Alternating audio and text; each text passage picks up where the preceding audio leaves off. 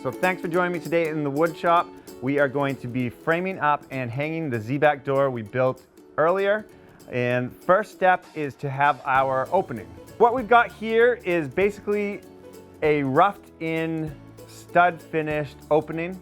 I just threw a 2x6 up, put a header, and so imagine that this was a wall in a camp or anywhere, and this is the opening you have to work with. Everything right now is plumb and level, but with most projects, everything isn't exactly that way. So imagine, it's wintertime and the frost has heaved, so your wall is now out. I mean, everything's nice when it's perfectly framed, but what do you do when everything isn't? So that's what I'm kind of here today to help you understand. All right. There are a couple ways you can frame in a door. If you have the door, you can pre-build the frame, but a lot of times, again, everything is not perfectly level and plumb, so we will have to build a frame in place. So this door is going to be a right hung out swinging door. So the hinges will be on this side, and then your thumb latch, your door latch will be over on this side. It'll swing out, and this is what we will lock everything off from. First step is to pull our measurements. We've got 37 3/4 up there. Down here we are at 39.5. And we've got an overall height of 84 1/4 and 83 3/4.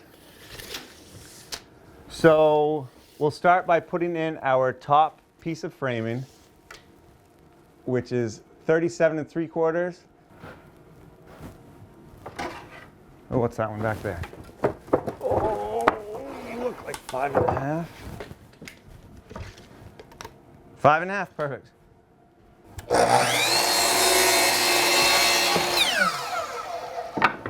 84, 83 3/4. So this left-hand upper corner is a 1/4 inch lower than this right-hand corner by measurement. That's not to say that this isn't level. It all depends on the structure. So when I put the level up here, it tells me that this is a 1/4 inch out of level. So what I'm going to do is make everything level in the opening and not worry about building to the existing opening, which is also possible if it looks better and you're not able to level everything out. So I've got 83 3/4 inches here. So that's what I'm going to make this same side opening. So I need to cut an upright piece that is 83 inches because then it drops it down 1/4 and accounts for that 3/4 inches of this board. Does that make sense? It will make sense once I cut this. Okay. I'm going to lock these two pieces together. You'll see why in a minute.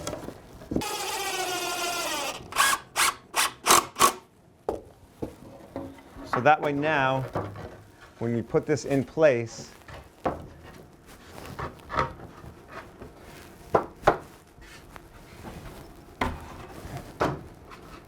you know that it's where it needs to be. When we first started, I brought out the level and I knew that this top header piece was unlevel. I pulled measurements and I figured out that it was out by about 1/4 inch. This side was 1/4 inch lower than the right-hand side. So I cut this hinge side door jamb side piece 1/4 inch shorter so that it would drop this down, and when I locked it up here, it would make the top jamb perfectly level. And that's why I locked the top jamb to the side jamb before I put it in so that it would hold it down and I wouldn't have to worry about shimming it down.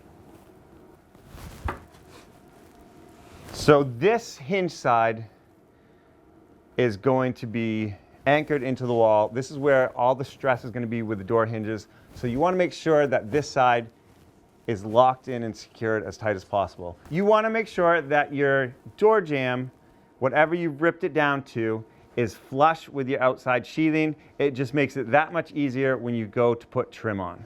If not, you'll have to put in an extension jamb, which it's all possible. It's just, if you're able to do this, it helps save a couple steps. So you take a speed square, hold it right there if everything's good. Put a screw right in the center to lock that in. And you just kind of work your way down. So that's all locked in place. This side piece needs to be 83¼ inches long, which matches up to that. So I made a 35-inch wide Z-back door.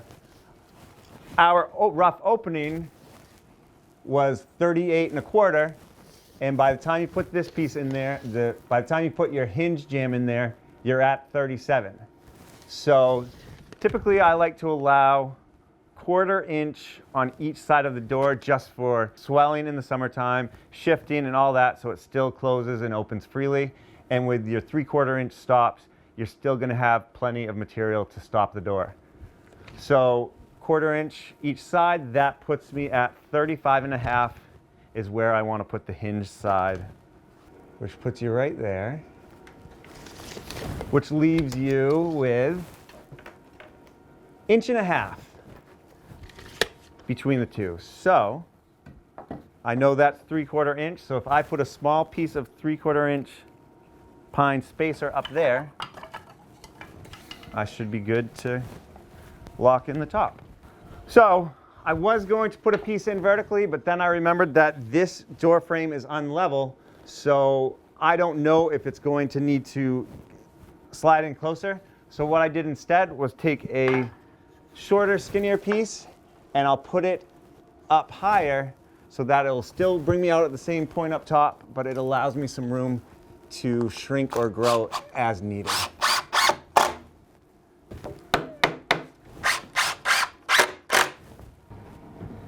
Okay. So now it's time to figure out installation of the door. I like to leave a 1/4 inch gap around all three sides, and depending on how level the floor is, at least a good 3/4 inch to 1 inch on the floor.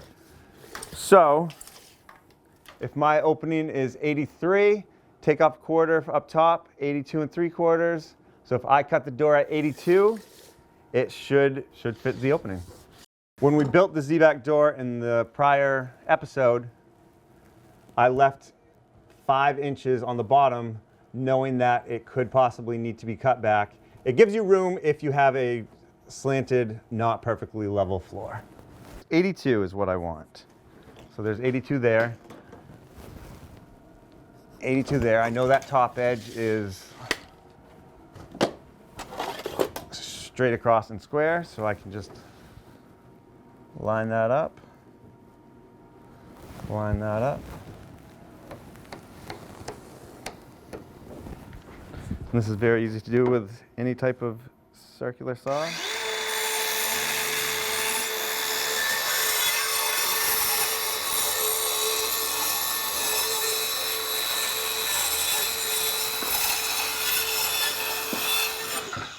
The benefit of going with this style hinge is that this neck protrudes out more and it gets more bite of the wood. I'm going to try and line it up with the Z, so again it goes through and captures more of the wood. You just want to make sure you use the right length fasteners.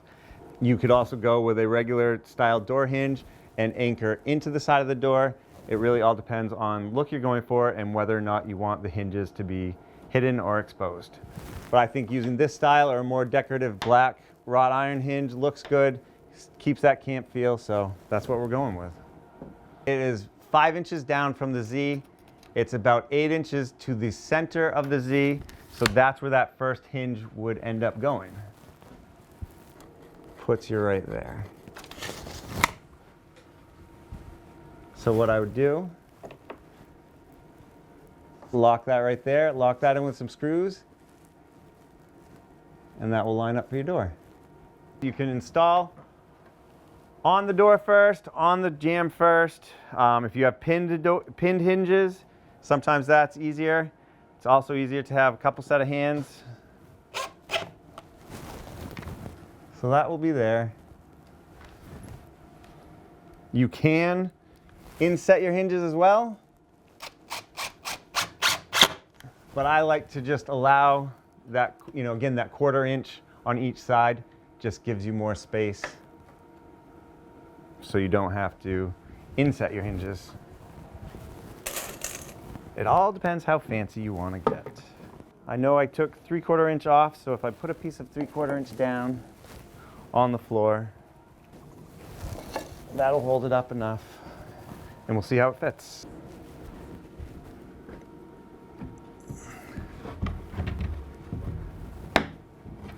Whoops.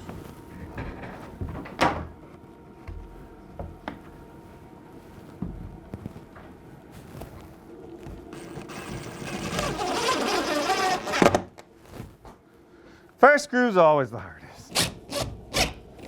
So you take out your shims.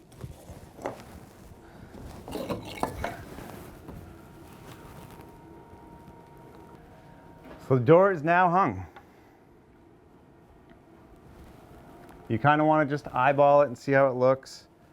Make sure it looks like it's pretty, you know, you bring your top edge in, and does everything look good that way? Seems good that way. You can see this way that it's nice, clean across the top. On this edge, you know, obviously that this jamb board needs to come in. I guess so.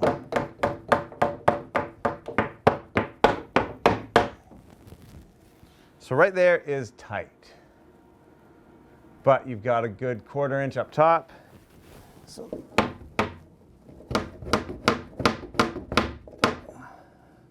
you got a 1/4 inch there.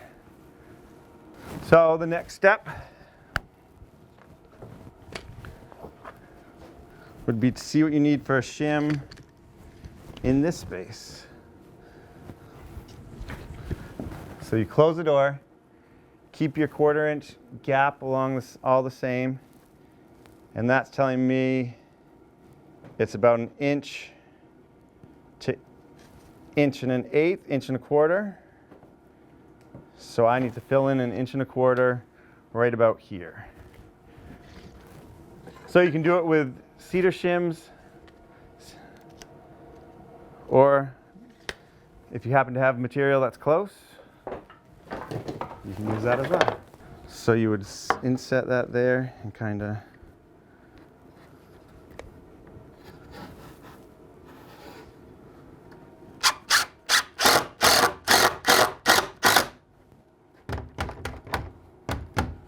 I'll hold that all in. Yep, pretty good there. So now I need to fill in down at the bottom. That is a 2.5 inch gap. Holy smokes.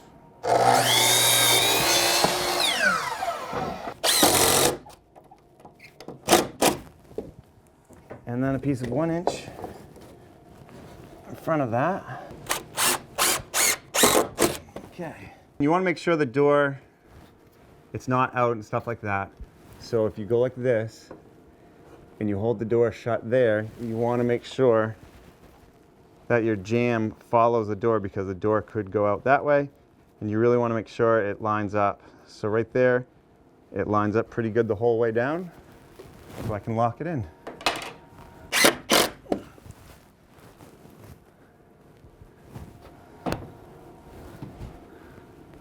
There. The door is hung. The rest of the screws can be put in the hinges. So the next step is to add in the door stops, and what those do is keep the door from pushing in too far that way. Basically, it's just a small strip of wood that, once the door is lined up, gets attached to the door jamb and truly acts as a stop and keeps the door from going in, and also another piece of privacy. So again, door stops can be anything.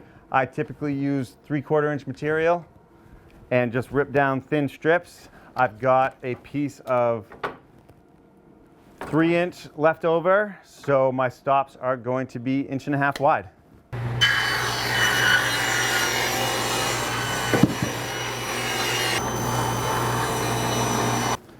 So same thing, top piece will go in first, and then I'll just attach the sides. These can be attached with finish screws or even a finish gun. Just tack them in. Really all they're doing is just stopping the door, so they don't need to be too heavily fastened. First one will line up with the back of the door. And then, so a good way to do it too is put your first one in, bring your stop all the way to the front, push your door in exactly where you want it. Either mark it, or if it stays there, that's where you want it. And then lock that side in.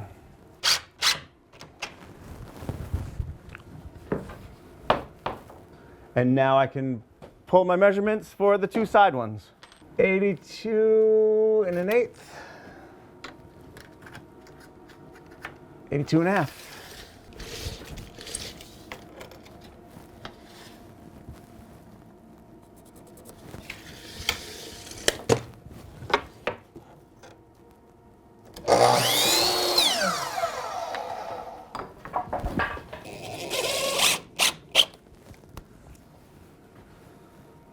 There you go. And if you find, that you've got too much space somewhere, you can always adjust it, pull that door up, pull that screw out, add another shim, but it all shuts, it all stays in the same plane, and you're ready to trim out with whatever you want.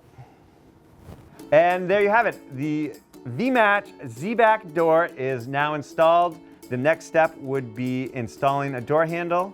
It's a great application for unlevel areas, unlevel floors, walls. You can cut it down as needed to fit, but it's installed and ready to go. Thank you for joining me in my workshop.